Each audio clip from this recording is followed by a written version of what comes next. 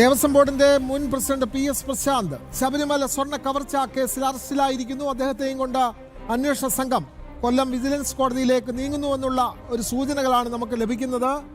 വിനീഷ് ചേരുന്നു. വിനീഷ്, ഈ അന്വേഷണത്തിന്റെ ഭാഗമായി ദേവസ്വം ബോർഡിന്റെ മുൻ പ്രസിഡന്റ് PS പ്രശാന്ത് അറസ്റ്റിലായിരിക്കുന്നു. പ്രശാന്തിനൊപ്പം ആ ദേവസ്വം ബോർഡിൽ ഉണ്ടായിരുന്ന മുൻ അംഗങ്ങളെയും സ്വാഭാവികമായും അറസ്റ്റ് ചെയ്യും എന്നുള്ള കാര്യം വ്യക്തമല്ലേ വിനീഷ്?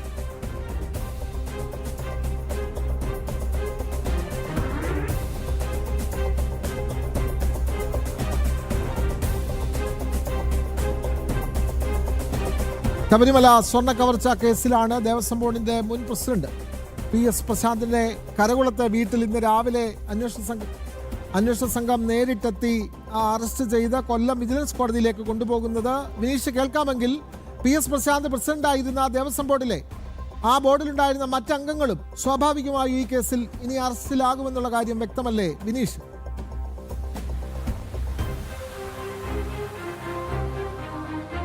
തീർച്ചയായിട്ടും മറ്റെല്ലാ പേർക്കും, പ്രത്യേകിച്ച് CPM-ന്റെ ഉന്നത നേതാക്കൾ അടക്കമുള്ളവർക്ക് ഈ ഒരു വിഷയത്തിൽ ബന്ധമുണ്ട് എന്ന് സംബന്ധിച്ചുള്ള സംശയങ്ങൾ തന്നെയാണ് ഇപ്പോൾ SIT സംഘത്തിനുള്ളത്.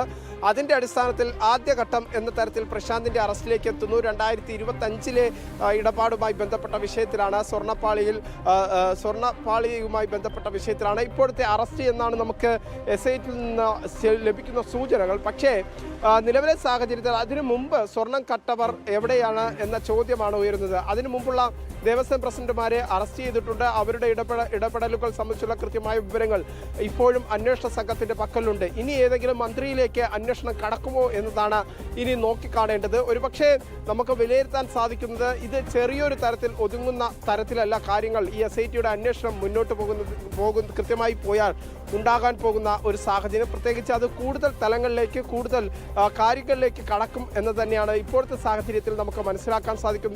ഒരുപക്ഷെ മുൻ മന്ത്രിമാരായ വാസവൻ, കടകംപള്ളി സുരേന്ദ്രൻ അടക്കമുള്ളവരിലേക്ക് ഈ കേസ് എത്തിയേക്കാം എന്ന സൂചനകൾ തന്നെയാണ് ഇപ്പോഴത്തെ ഘട്ടത്തിൽ നമുക്ക് ലഭ്യമാകുന്നത്. കാരണം ഉണ്ണികൃഷ്ണൻ പോറ്റിയുമായി കടകംപള്ളി സുരേന്ദ്രൻ അടക്കമുള്ളവർ അടുത്ത ബന്ധം പുലർത്തിയിരുന്നു എന്നതാണ് നമുക്ക് മനസ്സിലാക്കാൻ സാധിച്ചിട്ടുള്ള അത്തരത്തിലുള്ള ദൃശ്യങ്ങളടക്കം, ഫോട്ടോസ് അടക്കം പുറത്തു വന്നിരുന്ന ഒരു സാഹചര്യമുണ്ട്. അപ്പോൾ അത്തരം വിഷയങ്ങൾ നിലനിൽക്കുന്നുണ്ട്. ഇപ്പോൾ PS പ്രശാന്തിനെ കുരുക്കുമുറുകുന്നതോടുകൂടി PS പ്രശാന്ത് അഴിക്കുള്ളിൽ പോകുന്നതോടുകൂടി കൂടുതൽ കുരുക്കിലേക്ക് മറ്റുള്ളവർ ഈ കേസ്, ഇതിൽ ശബരിമലയിലെ സ്വർണം കട്ടവർ ആരൊക്കെയാണ് എന്ന് സംബന്ധിച്ചുള്ള കൂടുതൽ വ്യക്തതയിലേക്ക് കാര്യങ്ങൾ നീങ്ങും എന്നതാണ് ഇപ്പോഴത്തെ സാഹചര്യത്തിൽ നമുക്ക് മനസ്സിലാക്കാൻ സാധിക്കുന്നത്. അല്പസമയത്തിനകം തന്നെ ആദ്യം ക്രൈംബ്രാഞ്ച് ഉദ്യോഗസ്ഥർ അറിയിച്ചിരുന്നത് ഒരുപക്ഷെ ഈ കസ്റ്റഡിയിലെടുത്തതിന് ശേഷം അറസ്റ്റിലേക്ക് കടക്കുന്നത് ക്രൈംബ്രാഞ്ച് ഓഫീസിൽ എത്തിയതിന് ശേഷം എന്നായിരുന്നു നമുക്ക് മനസ്സിലാക്കാൻ സാധിച്ചത്. പക്ഷേ സാഹചര്യങ്ങൾ മാറ്റിയിരിക്കുന്നു. നേരിട്ട് കോടതിയിലേക്ക് ക്രൈംബ്രാഞ്ച് ഉദ്യോഗസ്ഥർ PS പ്രശാന്തിനെ കൊണ്ടുപോകുന്ന ഒരു സാഹചര്യമാണ് ഇപ്പോൾ നിലനിൽക്കുന്നത്. എന്തായിരുന്നാലും കൃത്യമായി തന്നെ അറസ്റ്റ് എന്ന നടപടിക്രമത്തിലേക്ക് ക്രൈംബ്രാഞ്ച് കടന്നിരിക്കുന്നു എന്നതാണ് ഇപ്പോഴത്തെ സാഹചര്യത്തിൽ നമുക്ക് വിലയിരുത്താൻ സാധിക്കുന്നത്. പ്രത്യേകിച്ച് കോടതിയിൽ ഹാജരാക്കി റിമാൻഡിലേക്കുള്ള ഘട്ടത്തിലേക്കൊക്കെ കാര്യങ്ങൾ എത്തും എന്നതാണ് ഇപ്പോഴത്തെ ഒരു വിലയിരുത്തൽ എന്നതാണ് നമുക്ക് മനസ്സിലാക്കാൻ സാധിക്കുന്നത്. അങ്ങനെ തന്നെയാണ് ദേവസ്വം ബോർഡിന്റെ മുൻ പ്രസിഡന്റ് PS പ്രശാന്തിനെ കരകുളത്തെ വീട്ടിൽ അന്വേഷണ സംഘം നേരിട്ടെത്തി ഏതാനും മണിക്കൂർ മുമ്പ് അറസ്റ്റ് ചെയ്ത് കൊണ്ടുപോവുകയാണ്. കൊല്ലം വിജിലൻസ് കോടതിയിലേക്കാണ് അദ്ദേഹത്തെ കൊണ്ടുപോകുന്നത് എന്നാണ് മനസ്സിലാക്കുന്നത്. വാഹനം അങ്ങോട്ടേക്കാണ് സഞ്ചരിക്കുന്നത്. വാഹനത്തിനൊപ്പം മറ്റൊരു വാഹനത്തിൽ നമ്മുടെ വാർത്താ സംഘം KB ശ്യാമപ്രസാദും ഉണ്ട്. ശ്യാമപ്രസാദ്, ഇപ്പോൾ വാഹനം PS പ്രശാന്തിനെയും കൊണ്ടുള്ള അന്വേഷണ സംഘത്തിന്റെ വാഹനം കൊല്ലത്തേക്ക് തന്നെയല്ലേ നീങ്ങുന്നത്? ഇപ്പോൾ ഏത് പോയിന്റിലാണ് ഇപ്പോൾ ഈ വാഹനം കടന്നിരിക്കുന്നത് ശ്യാമപ്രസാദ്? കൊല്ലം ഭാഗം കേന്ദ്രീകരിച്ച് കൊല്ലം MC റോഡിലേക്കാണ്, കൊല്ലത്തേക്കുള്ള ദിശയിലേക്കാണ് ഇപ്പോൾ വാഹനം കടന്നിരിക്കുന്നത്. SIT സംഘത്തിന്റെ പ്രത്യേക വാഹനം PS പ്രശാന്തിനെ കൊണ്ടുപോകുന്ന വാഹനം കൊല്ലം വിജിലൻസ് കോടതിയിലേക്കാണെന്നാണ് നമുക്കും ബന്ധിമാകുന്നത്. പക്ഷേ എന്നാൽ അനൗദ്യമായിട്ടുള്ള വിവരങ്ങളാണ് കൊല്ലം വിജിലൻസ് കോടതിയിലേക്കെന്നുള്ളത്. എന്തായാലും അന്വേഷണ സംഘം ഇപ്പോൾ ഒരു വാഹനം ഒരു ഭാഗത്ത് നിർത്തി മുന്നോട്ട് എടുക്കുകയും ചെയ്തിരിക്കുന്നു.